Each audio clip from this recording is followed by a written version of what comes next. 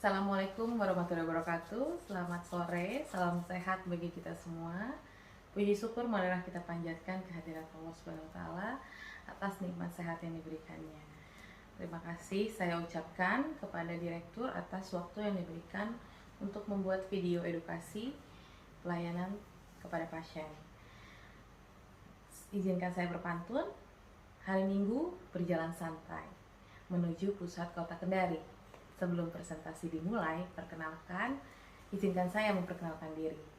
Perkenalkan, nama saya Astrisia Dasayanti. Saya adalah seorang dokter umum yang bekerja di salah satu fasilitas kesehatan di Jakarta. Video ini berisi tentang edukasi mengenai layanan yang ada di rumah sakit, jenis layanannya terutama layanan kedaruratan, di mana durasinya adalah sekitar kurang lebih 7 menit ke depan. Baiklah, kita masuk ke inti dari video ini. Apakah teman-teman tahu layanan apa aja yang ada di rumah sakit? Mungkin beberapa teman udah ada yang pernah ke IGD, bisa juga ke poli anak, bisa ke poli kebidanan, poli saraf, dan poli lain-lainnya. Nah, poli-poli ini disebut adalah layanan rawat jalan. Rumah sakit itu punya 3 layanan, rawat jalan, rawat inap, serta kegawat daruratan. Yang akan kita bahas pada video ini adalah layanan kegawat daruratan. Pernah nggak sih teman-teman datang ke IGD tapi tidak segera dilayani, tapi menunggu lama? Kalah sama pasien yang baru datang, diantar ambulan, tidak sadarkan diri, ditangani terlebih dahulu. Nah, mudah-mudahan nggak pernah mengalami hal tersebut, tapi kalau pernah, paham kenapa hal tersebut terjadi. Jadi di IGD itu menangani pasien berdasarkan prioritas dengan menggunakan sistem triase. Nah, triase itu apa sih, Dok? Triase itu adalah proses khusus memilah pasien berdasarkan beratnya cedera atau derajat penyakitnya untuk menentukan jenis penanganan atau intervensi kegawat daruratannya. Kenapa harus dilakukan triase pada pasien di IGD? Kenapa enggak yang pertama datang, yang pertama dilayani? Hal ini terjadi karena sebagian kecil pasien yang datang ke IGD itu gawat darurat. Jadi rata-rata yang datang itu tidak gawat darurat. Nah, sedangkan pada saat pasien datang itu tidak bisa dilayani bersamaan. Tata laksana bersama itu nggak bisa. Kenapa? Karena pasien ini terbatas penanganannya, dari tenaga dokter dan sumber daya rumah sakitnya. Nah, triase ini dibagi 4. Ada merah, kuning, hijau, hitam. Ada juga yang menerapkan jenis penilaian triase dalam bentuk ATS yang 5 tingkat, 1-5.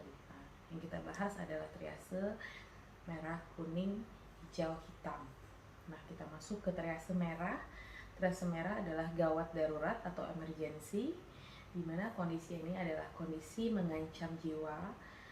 Penanganan dan pemindahan pasien sifatnya segera, secepatnya, di mana terjadi gangguan pada ABC, airway breathing circulation. Airway itu jalan nafasnya, mungkin ada sumbatan di jalan nafasnya. Breathing, pernafasan, mungkin pernafasan yang sesak. Contohnya pada pasien asma, serangan asma. Terus yang terakhir tadi gangguan pada sirkulasi, pasien serangan jantung, pasien shock sehingga pasien tidak sadar, pasien stroke, pasien kejang, sehingga pasien sudah kondisi tidak sadar tapi masih bisa ditolong.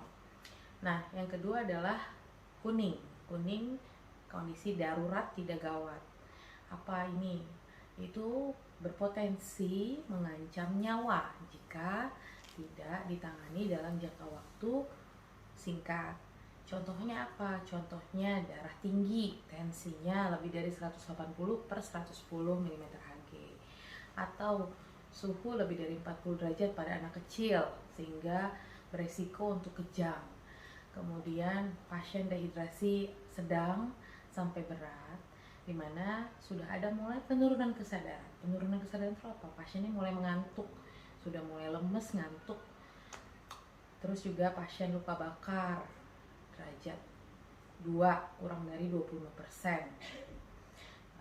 Terus yang ketiga adalah pasien prioritas hijau atau pasien gawat tapi nggak darurat, kondisinya tidak mengancam nyawa. Jadi perlu penanganannya seperti penanganan pasien pada umumnya di poliklinik. Jadi pasien bisa dilayani terakhir.